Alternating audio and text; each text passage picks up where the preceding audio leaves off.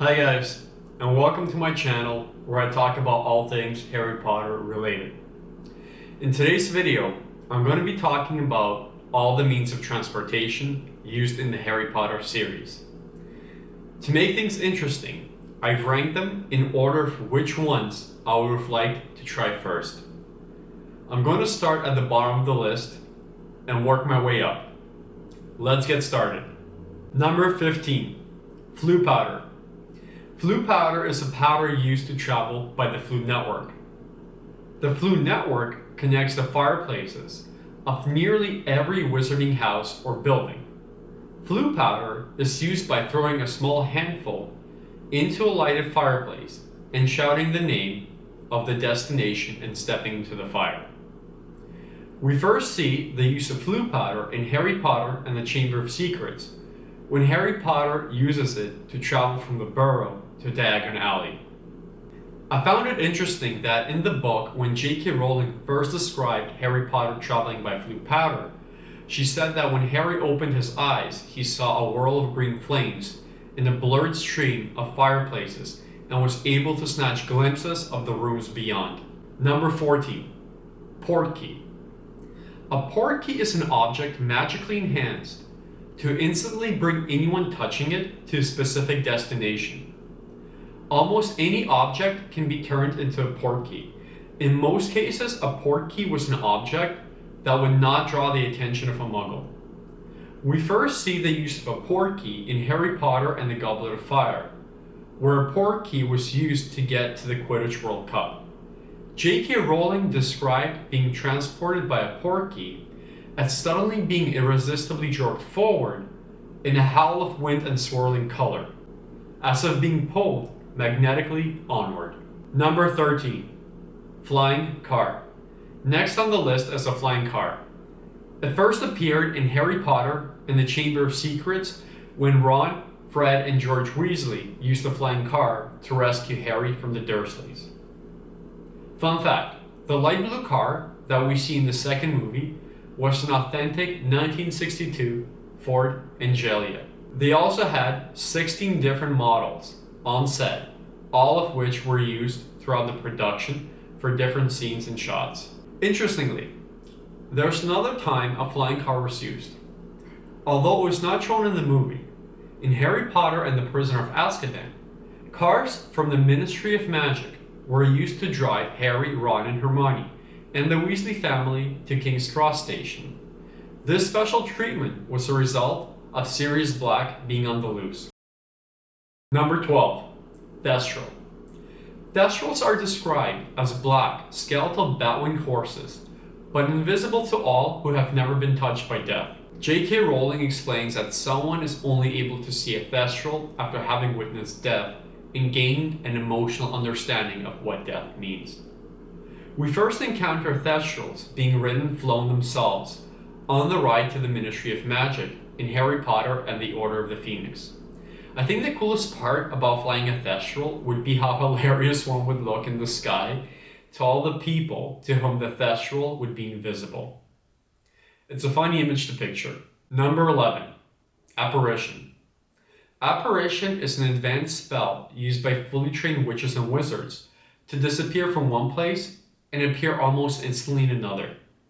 Harry Potter's first experience with Apparition is in the Half-Blood Prince. It's by far the fastest way to travel, but it's hard to learn and required a license, as it could be disastrous if botched up. Interestingly, Apparition is described as feeling like being forced through a very tight rubber tube. Number 10, Hippogriff.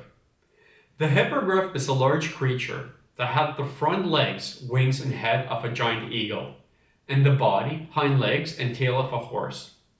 We're first introduced to flying a hippogriff in Harry Potter and the Prisoner of Azkaban. J.K. Rowling describes Harry's experience flying a hippogriff as, "It was nothing like a broomstick. The hippogriff's wings were beating uncomfortably on either side of him, catching him under his legs and making him feel like he was about to be thrown off. The glossy feathers slipped under his fingers.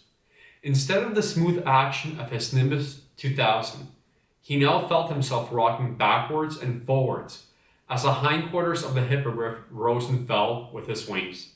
Number 9. Phoenix. As we saw in Harry Potter and the Chamber of Secrets, Fox was able to effortlessly fly with 4 people holding onto its tail. Number 8. Flying motorcycle.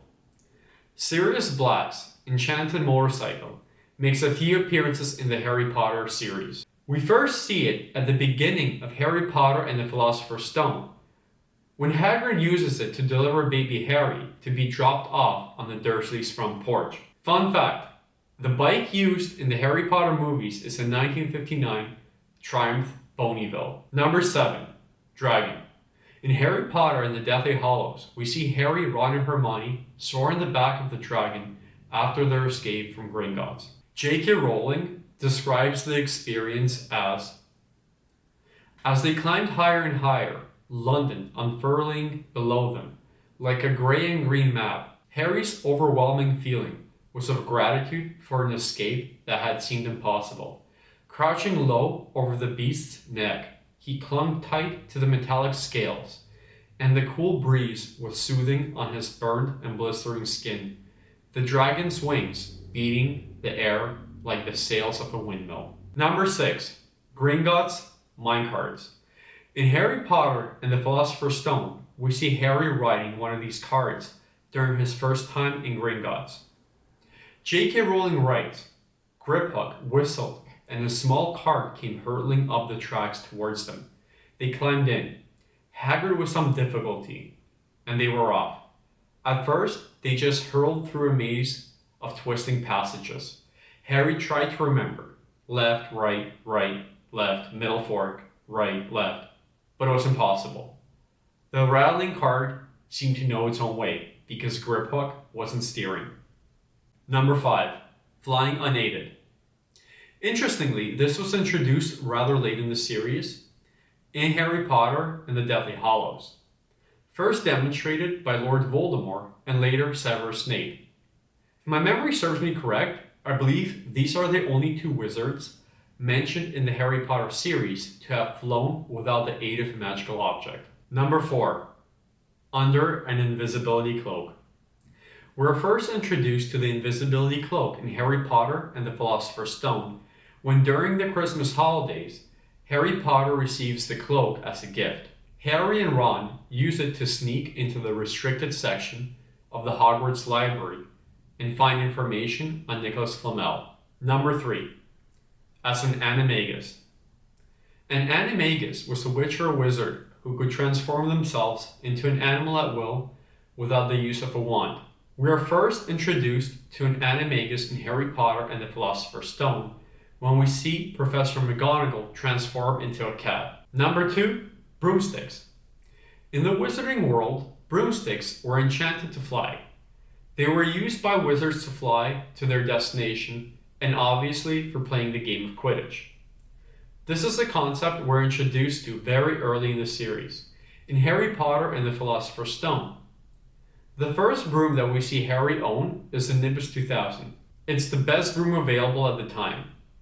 Harry Potter receives it in his first year at Hogwarts.